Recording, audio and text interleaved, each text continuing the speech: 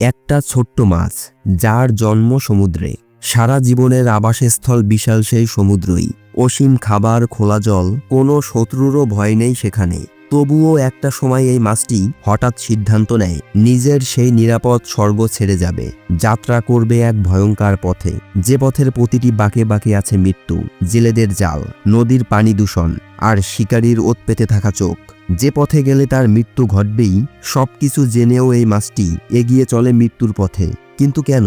সবার প্রিয় আমাদের সে জাতীয় মাছ ইলিশ কেন এমন আত্মঘাতী পথ বেছে নেয়? কেন ইলিশকে মৃত্যুর মুখে পা বাড়াতে হয় সমুদ্র ছেড়ে নদীর দিকে? এটা কি শুধু বংশরক্ষা, নাকি এর পেছনে আছে প্রাকৃতিক কোনো গোপন সংকেত? আজকের ভিডিওতে আমরা বিশ্লেষণ করব সেই রহস্য, ইলিশের অবিশ্বাস্য আত্মঘাতী যাত্রার গোপন বিজ্ঞান, যে বিজ্ঞানকে জানলে এই রূপালী মাছটাকে দেখে আপনার মায়াও লাগতে পারে। তো শুরু করা যাক ইলিশের সেই মরণপণ অভিযানের গল্প। ইলিশ মূলত সামুদ্রিক মাছ, সমুদ্রই তার বাসস্থান, খাবার, সবকিছু। কিন্তু আশ্চর্যের বিষয় হলো, প্রজননের সময় ইলিশ সমুদ্র ছেড়ে স্রোতের বিপরীতে ছুটে যায় মিঠা জলের নদীর দিকে। বিজ্ঞানের ভাষায় এই আচরণকে বলা হয় অ্যানাড্রোমাস মাইগ্রেশন। এই পরিবারের আরও এক বিখ্যাত সদস্য হলো স্যামন মাছ। কিন্তু ইলিশের যাত্রা স্যামনের থেকেও কঠিন ও বিপজ্জনক। ইলিশ সমুদ্র ছেড়ে নদীতে আসার পেছনে লুকিয়ে আছে তিনটি শক্তিশালী বৈজ্ঞানিক সত্য। নাম্বার 1, লবণাক্ততার রহস্য। ইলিশের ডিম অত্যন্ত সংবেদনশীল। সমুদ্রের পানি যতই পরিষ্কার হোক, এর লবণাক্ততা এত বেশি যে ইলিশের ডিম সেখানে বাঁচতে পারে না। কারণ ডিমের পাতলা আবরণ লবণের প্রভাবে দ্রুত ফেটে যায়, ফলে ডিমটি নষ্ট হয়ে যায় এবং বংশবিস্তারও করতে পারে না। তাই ডিমকে রক্ষা করতে, বংশকে বাঁচাতে ইলিশকে যেতে হয় এমন জায়গায় যেখানে লবণ প্রায় নেই বললেই চলে। আর সেটাই হলো নদীর মিঠা পানি। নদী ইলিশের বাচ্চাদের জন্য হয়ে ওঠে একটি আদর্শ বংশ বিস্তারের জায়গা। নাম্বার 2, খাবারের অফুরন্ত যোগান। ডিম থেকে বাচ্চা বের হওয়ার পর তাদের দ্রুত বেড়ে উঠতে প্রচুর খাবারের প্রয়োজন হয়। নদীর জলে ভরপুর থাকে প্লাঙ্কটন, ক্ষুদ্র প্রাণী, উদ্ভিদ ও মাইক্রো অর্গানিজম, যা ঝাটকা ইলিশের প্রথম খাবার। সমুদ্রের তুলনায় নদীতে বাচ্চাদের খাবারের সহজ সরবরাহ তাদের বাঁচার সম্ভাবনাকে বহুগুণ বাড়িয়ে দেয়। এক কথায় নদী হয়ে ওঠে ঝাটকার জন্য এক প্রাকৃতিক খাদ্য ভাণ্ডার। নাম্বার 3, শিকারী মাছ থেকে সুরক্ষা। সমুদ্রের পানিতে বড় শিকারী মাছের সংখ্যা অনেক বেশি।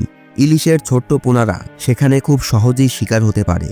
কিন্তু নদীর ঘোলা পানি, বহুমুখী শাখা প্রশাখা এবং দ্রুত স্রোত বাচ্চাদের শিকারীদের চোখ থেকে আড়াল করে রাখে। ফলে বাচ্চারা নদীতে তুলনামূলকভাবে নিরাপদে বড় হতে পারে। কিভাবে মা ইলিশগুলো মারা যায় সেটা জানার আগে চলুন আগে বুঝে নেই ইলিশের জীবনের রহস্যময় চক্র সম্পর্কে। ইলিশের বাসস্থান মূলত সমুদ্রে। একটা নির্দিষ্ট বয়স পর্যন্ত তারা সমুদ্রেই থাকে।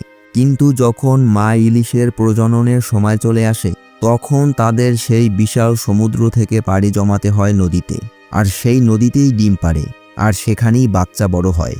কিছু মাস পরে তারা আবার সমুদ্রে চলে যায়। এই ইলিশগুলো যখন আবার প্রজননের সময় চলে আসে, তখন তারাও আবার নদীতে ফিরে আসে ডিম পাড়তে, বংশ বিস্তার করতে। এটা ইলিশ মাছের প্রাকৃতিক এক অবিশ্বাস্য চক্র, যা হাজার হাজার বছর ধরে চলছে। কেন মা ইলিশগুলো মারা যায়? মা ইলিশগুলো যখন ডিম পাড়ার জন্য অনেকটা পথ পাড়ি দিয়ে নদীতে আসে, ডিম পাড়ার পরে মা ইলিশগুলোর সব শক্তি শেষ হয়ে যায়। তখন অধিকাংশ মা ইলিশগুলো সমুদ্রে ফেরার পথে মারা যায়।